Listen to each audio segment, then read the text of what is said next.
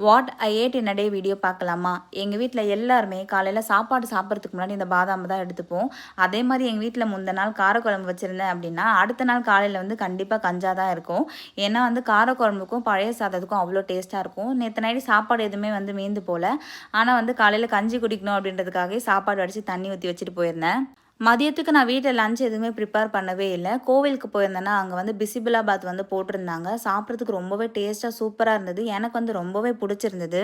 Evening போல் செம்மையாக மழை பெஞ்சிட்டு இருந்தது. சூடாக ஏதாவது குடிக்கணும் போல் இருந்தது. அதனால் கருப்பட்டி சேர்த்து சுக்குமல்லி காஃபி போட்டு குடித்தேன். சூப்பராக இருந்துச்சு.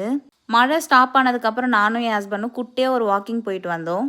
நைட்டு டின்னருக்கு என்ன அப்படின்னு பார்த்தீங்கன்னா, எனக்கு வந்து ரொம்பவே பிடிச்சமான ஒரு ரெசிபி. தக்காளி, வெங்காயம்லாம் போட்டு ஒரு சட்னி அரைப்பேன். அது கூட அந்த முட்டை தோசை வச்சு சாப்பிட்டோன்னு வச்சுக்கோங்களேன், செம்ம டேஸ்ட்டாக இருக்கும். நான் வந்து ஒரு முட்டை தோசை ஊற்றிக்கிட்டேன். அப்புறம் ஒரு நார்மல் தோசை ஊற்றி நைட் வந்து டின்னர் வந்து சூப்பராக சாப்பிட்டு முடிச்சிட்டோம். எல்லா சாப்பாடுமே ரொம்பவே சிம்பிளாக இருந்தாலும் சாப்பிட்றதுக்கு ரொம்பவே சோல் சாட்டிஸ்ஃபைங்காக இருந்துச்சு. நெக்ஸ்ட் வீடியோவில் பார்க்கலாம். பாய்.